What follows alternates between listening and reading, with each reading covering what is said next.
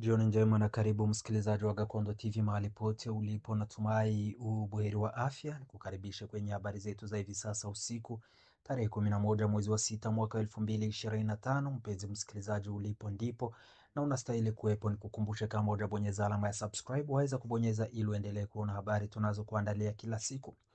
Muktasari wa habari: unyanyasaji dhidi ya Banyamulenge na maafisa wa polisi wenye asili ya Kinyamulenge mjini Uvira. Kiongozi wa jamii ya Banyamulenge Muyoboke Bose apigwa na kunyanyaswa hadharani. Hofu na ukosefu wa usalama waongezeka miongoni mwa jamii za Banyamulenge na Bashi sehemu za Uvira. Karibu kwenye habari kamili.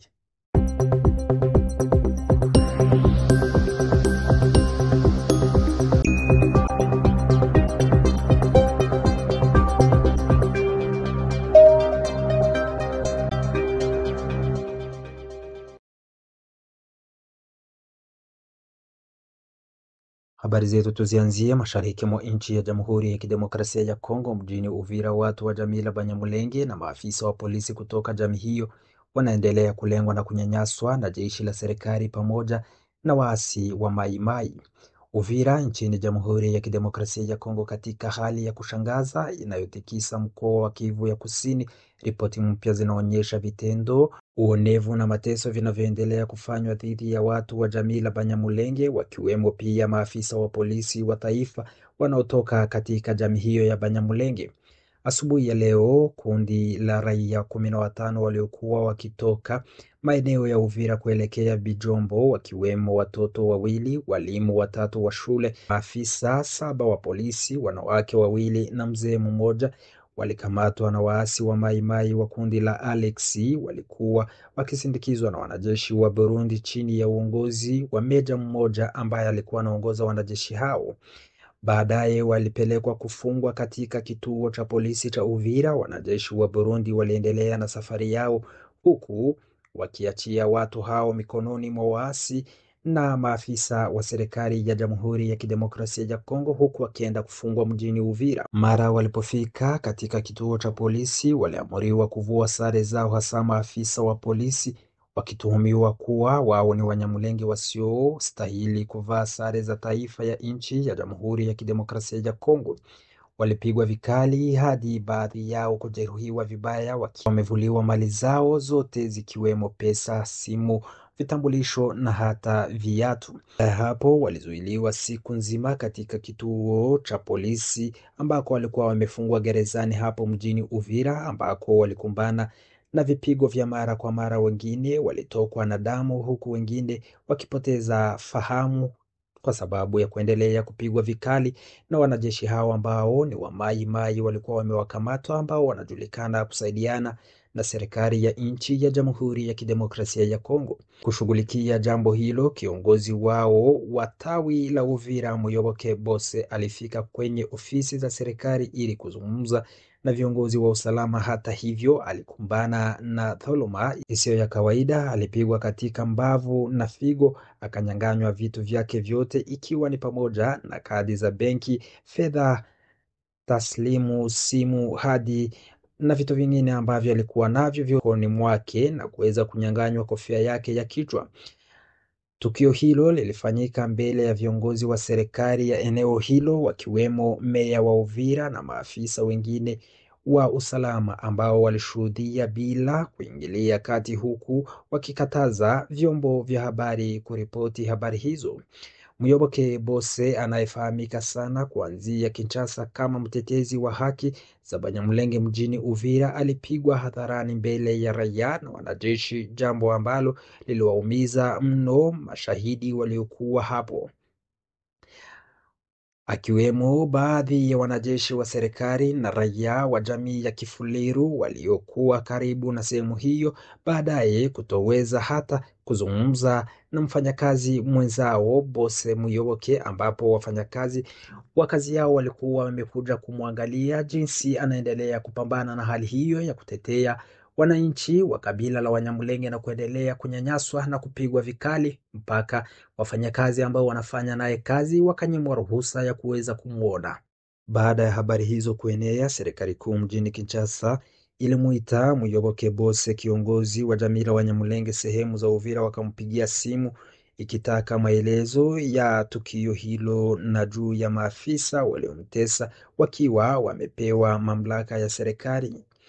Miongoni mwa waliokuwa wakifuatilia ni walimu watatu ambapo mmoja hajulikani aliko hadi sasa baada ya kupigwa vikali walipokutwa na kiasi kikubwa cha fedha au pesa kilichosemekana kuwa ni mshahara ya walimu wa sehemu hizo ambapo walikuwa wanaenda kuwapelekea.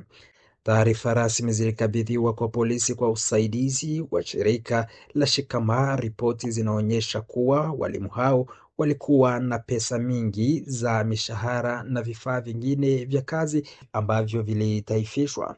Afisa wa polisi aitwaye Chubahiro alijeruhiwa vibaya kichwani na shingoni hadi kufikia hali ya kutozungumza tena. Mwingine pia aliumizwa vibaya kwa kichwa ambapo amekatwa na wanajeshi wa Mai Mai ambao wameweza kuwakamata na kwenda kuwafunga na kuwapelekea serikali ya Kinshasa ambao wanaendelea kufanya kazi kwa pamoja. Vyanzo vya habari vinaripoti kwamba waasi wa Mai Mai walizozana na wanajeshi wa Burundi waliokuwa wakisindikiza kundi la raia waliokamatwa, huku kundi hilo la Mai Mai likipanua kuwashambulia wanajeshi hao, jambo linalothibitisha mpango mpana wa kuangamiza watu wa jamii ya Banyamulenge kwa kushirikiana na serikali ya Kinshasa. Jeshi la FARDC la Jamhuri ya Kidemokrasia ya Kongo lilimuita kamanda wa polisi wa Uvira na kutaka maelezo kuhusu jinsi kiongozi wa jamii ya Banyamulenge alipigwa mbele ya maafisa wake, lakini hakuna jibu kueleweka lililotolewa na afisa huyu. Hali hiyo ilisababisha mvutano na mzozo mkubwa ndani ya ofisi za polisi ambako maneno ya matusi na vitisho vilisikika waziwazi. Taarifa kutoka kwa mashirika ya haki za binadamu zinasema kuwa vitendo hivyo vyote vinaungwa mkono na serikali ya Kinshasa kwa kupitia kundi la Mai Mai lililokuwa likiongozwa na Alex. Baada ya mashinikizo na serikali ilikamata Muyoboke Bose kunyamaza kuhusu yaliyotokea, wakidai kuwa matamshi yake ni sawa na kumwaga mafuta kwenye moto, yanaweza kuchochea mzozo mkubwa zaidi. Katika vitendo vingine vya mateso, watu 30 kutoka jamii ya Bashi waliokuwa wakitoka kufanya biashara zao sehemu waweza kukamatwa na kufungwa, huku serikali ya Kinshasa ikiwashutumu kwamba wanaenda kusaidia M23. Ni washi kwao wanaishi Bukavu walikamatwa kwenye bonde la Ruzizi na kuweza kurudishwa Uvira na kunyang'anywa pesa zao na mali zao zote na kufungwa kwa siku 4 na kuashitiliwa siku hii ya leo na kuambiwa kuwa wanaweza kurudi Misisi ambako walikuwa wanatoka, huku miongoni mwao ikiripotiwa kwamba walikuwa wameishi kule wakifanya biashara kwa miaka 2. Matukio haya yote yamempelekea hali ya hofu na kupotea kwa imani katika vyombo vya usalama miongoni mwa jamii ya Banyamulenge na Bashi waishio Uvira. Kitendo cha kuwapiga hadharani viongozi na raia bila hatua yoyote kuchukuliwa kimethibitisha uwepo wa ubaguzi wa wazi dhidi ya jamii hizi ambazo zinaendelea kubaguliwa, hasa kabila la Wanyamulenge ambao wanaendelea kuuawa kila siku. Muyoboke Bose ameendelea kuwa sauti ya jamii ya Banyamulenge akitetea haki zao hata wakati wa majaribu makubwa. Hata hivyo, baada ya kipigo kikali alichopokea, hofu na mashaka yameangaza na kutanda miongoni mwa wananchi wa jamii hiyo ya Wanyamulenge sehemu za Uvira.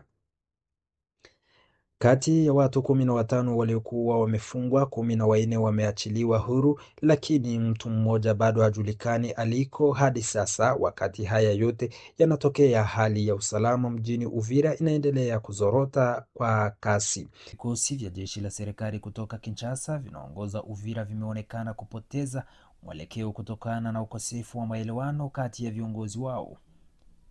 Kundi linalojulikana Akagara latajwa katika usaliti, upotoshaji na kukanusha mauaji ya Wanyamulenge Kivu Kusini kwenye milima za nyanda za juu. Kutoka Kinshasa linaongoza vikosi katika mji wa Uvira limeonekana kupoteza mwelekeo na kushindwa kudhibiti hali ya kiusalama. Uongozi wa kijeshi umeonekana kugubikwa na hofu ya kuzuka kwa vita vikubwa kati mjini Uvira, huku kukikosekana kwa maelewano baina ya viongozi wenye kukichochea udhaifu wa wazi katika safu ya uongozi wa jeshi ambao wanadhibiti mji wa Uvira. Ripoti zinaonyesha kuwa maafisa wa polisi waliotoka Bijombo siku ya leo walikuwa wakirejea sehemu hizo waliwasili na kukamatwa na wazalendo na kuweza kufungwa mjini Uvira. Kundi la wanaume wenye asili ya Wanyamulenge wanaofanya kazi kwa maslahi ya serikali ya Kinshasa linaendelea kuhusishwa na vitendo vya usaliti na usambazaji wa propaganda zenye lengo la kuvuruga umoja wa Wanyamulenge Watutsi katika Jamhuri ya Kidemokrasia ya Kongo. Kundi hili linajulikana kwa jina la Kagara, ikiwa ni watu walioko uhamishoni au wakimbizi nje ya nchi na wengine wamo nchini Jamhuri ya Kidemokrasia ya Kongo.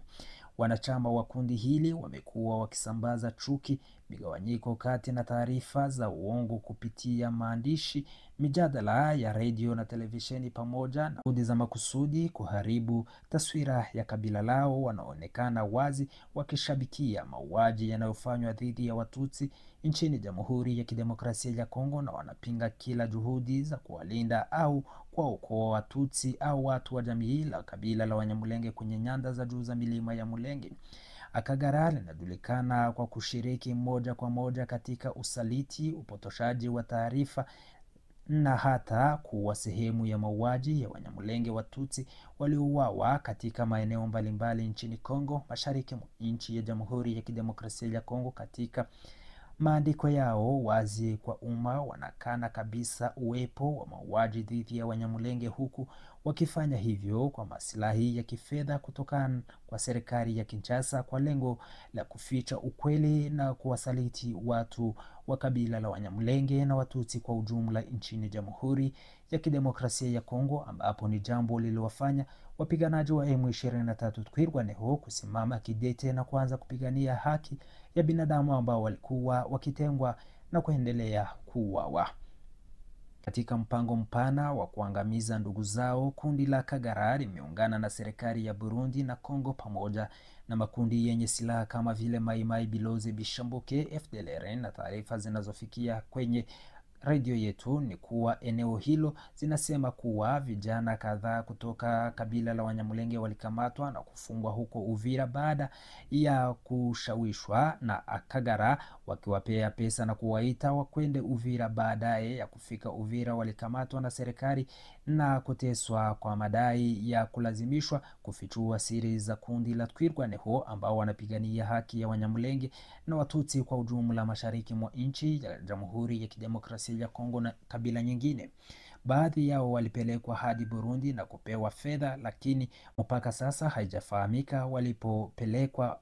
Hivi sasa inadaiwa kuwa nchi ya Burundi imeshiriki moja kwa moja katika mchakato huu, ikitumiwa kama daraja la kuunganisha wafuasi wa serikali ya Kinshasa hadi kufikia hatua ya kukamatwa kwa vijana wasio na hatia ambao walilazimishwa kufichua siri kuhusu harakati za kijeshi za Twirwaneho. Vijana hao walidanganywa kwa ahadi za fedha, lakini hatimaye walijikuta gerezani mjini Uvira. Ahadi za vijana wanaofungwa kwa njia hii inaendelea kuongezeka kila siku. Kwa sasa bado kuna vijana walioko gerezani Uvira, jambo ambalo limethibitishwa na mmoja wa askari wa eneo hilo ambaye hakutaka jina lake litajwe kwa sababu ya kiusalama. Haya yote yanatokea wakati kundi la Kagara likiwa katika mpango wake wa kuangamiza Wanyamulenge, ikiwashtaki wafanyakazi wa serikali wenye asili ya Kinyamulenge kwa tuhuma za kushirikiana na Twirwaneho au M23. Hii imepelekea baadhi ya watumishi hao wa serikali kutiwa mbaroni na vyombo vya sheria vya serikali ya Kinshasa, wakichukuliwa kama maadui wa taifa. Kwa kuzingatia maandiko yao, matamko yao na hadharani pamoja na vitendo vyao vinavyoonekana, kundi la Kagara linaonekana kuwa chimbuko la juhudi za kufuta ukweli, kusambaza propaganda na upotoshaji na kupotosha umma kuhusu mateso na mauaji yanayowakumba Wanyamulenge sehemu za Kivu Kusini na Watutsi kwa ujumla ambao wanaendelea kunyanyaswa na serikali ya Kinshasa. wanashirikiana na baadhi ya viongozi wa juu wa serikali ya Kinshasa upande wa serikali, ambapo wanaendelea kusababisha mauaji kwa kabila la Wanyamulenge na Watutsi kwa ujumla, wakiwemo watu kama Evariste Ndayishimiye, rais wa nchi wa Burundi, pamoja na Rais Felix Antoine Tshisekedi, kwa lengo la kuficha ukweli na kuendeleza mpango wa ubaguzi na maangamizi na kabila la Wanyamulenge mashariki mwa nchi ya Jamhuri ya Kidemokrasia ya Kongo. Hizi ndizo habari tulikuwa tumekuandalia, mpenzi msikilizaji wa Gakondo TV. Jina langu ni Hosbon Dagiro.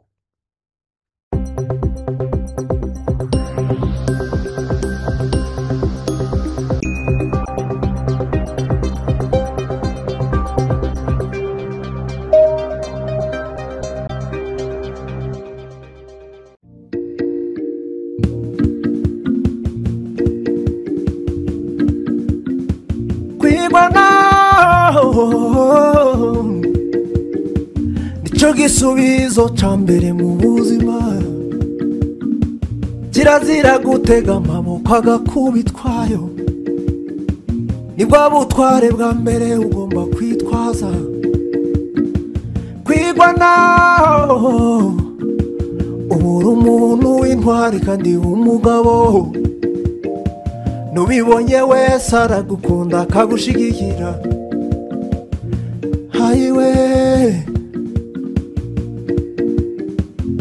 kamuha akimuha n'akazi imvura ihise, ni wowe mugani bahora bavuga burya n'ukuri. Rwanda ho ruzahagurukira, ruzasanga nawe wihagazeho, atari uko nshuti yanjye wabura yepfo na ya ruguru. Nta muntu ugukunda iyo uriyo mu myonga, ariko iyo wazamutse ukagera ku musozi, iyo rubanda rwose rurakubona rugatangira ati twaragusengeye. Kwigwa naho ni ingenzi mu buzima bwa buri muntu wese yo. Byagera iyo urengana wihagarara inshuro igihumbi. Kwigwa naho niyo ntwari yonyine ikubereye nanjye ndereye yo. Harakabaho twigwandeho, harakama bakabyara, ubaye umugisha, ubamare gukoba, ukuri wabe hafi. Harakabaho twigwandeho, harakabaho ababyeyi, harakabaho twigwandeho, barakama bakabyara, ubaye umugisha, ubamare gukoba, ukuri wabe hafi. Harakabaho twigwandeho. Kirazira kuba udafite gakondo iwanyu, bahora bababesha ati ni iwanyu, ariko bahora babacira mu maso babatoteza, babagize nk'ibicibwa. Harakabaho twigwandeho, harakama bakabyara, ubaye umugisha, ubamare gukoba, ukuri wabe hafi. Harakabaho twigwandeho.